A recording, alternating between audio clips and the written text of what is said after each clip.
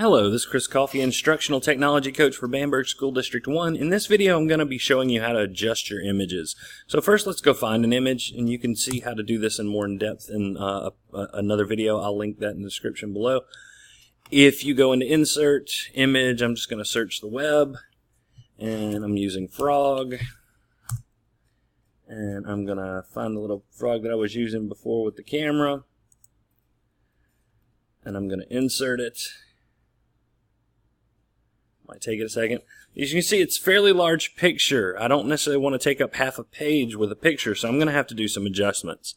The first thing we can do is resize it. So if I click on the image, notice I get these little squares all the way around, so I can squeeze it in. Notice if I use the sides, or let me undo that, if I use the bottom, it's going to only change one dimension of the picture, and so it kind of distorts it. If, however, let's go back to the original, if I use the corner squares, I can evenly resize the image so it still is in the correct proportions. So most of the time you're going to want to do that. Alright, so what are some other options that I have? Well, one is I don't like the way it's breaking up this text. So if you notice, there's a box down here that gives you inline, which is what it is now. So it's literally on a line of text. I can text wrap or I can break text. Because of where I put it, it's already kind of breaking text, but I'll click on that one. It actually adds a little bit of space above and below. It's got an 1/8 of an inch margin. I can change that if I wanted to. So if I want 0 margin, notice how it kind of comes up a little closer. Most of the time, I like to use text wrap because it gives you a little bit more flexibility on where you put it. And if you notice, just like it says, the text wraps around the picture. So that way I get to, save as much space as I can. Plus it makes it look a little bit more professional in my opinion. And I'm free to move it wherever I want to on the document. So that makes it a little bit easier to adjust. Maybe I want to squeeze it in a little bit. Maybe there's just too much picture. So I'm still clicked on the picture. And if you'll notice, I've got some options here that I can change things up. If I wanted to add a border or border color, I could do that. Let me give it a blue border, and I want that border to be really thick. I can add that, so I can do those kind of things. And maybe I want it in dots instead of that. Something, just have fun with it to make it look a little bit different or stand out. You could play with that. I'm going to say no border right now. But I can also click on here. This is the crop option. So I can click on that, and maybe I want to shrink it in a little bit and just get a little bit of the frog in there, and I can click it again, and there I go. I've got a cropped image.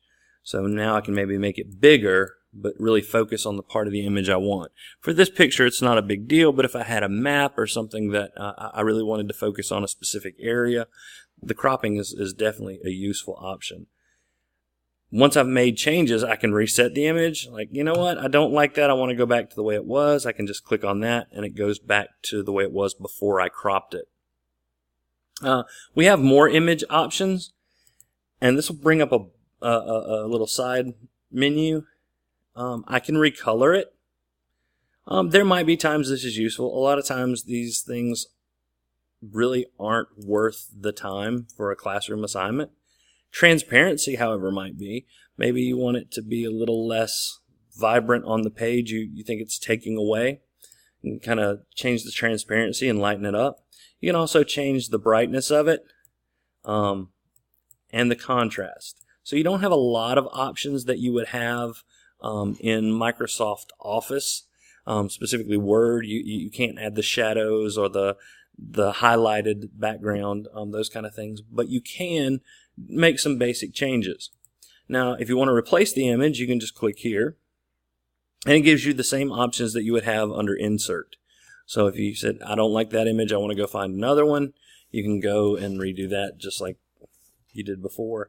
And the reason this is useful is I've got it the size I want it, I've got it where I want it, I just want a different picture. You can do that, and you can replace it. And give it a second. Notice it replaced the image, but it didn't change the text wrapping or the size. So if you have a picture that you really want, you can't find it, you can go ahead and have kind of a placeholder picture until you get the one that you want. One other thing that you can do is up here, I forgot to mention, you can click on this little circle above it, and you can rotate the image some. Again, just kind of fun, just making it look the way you want it to look. Just realize that if you do mess up completely, ultimately one of the things that you might want to do is just delete the image by clicking on it and hitting the backspace button, and then just starting over, just inserting another image. With that being said, there's enough that you and your students can do to really make your images stand out on your documents and make it look professional, even though it does lack some of the features from Microsoft Word. I hope this has been informative, and I hope you've enjoyed the video. If you have more questions, check out the link to our website in the description below, and thank you for watching.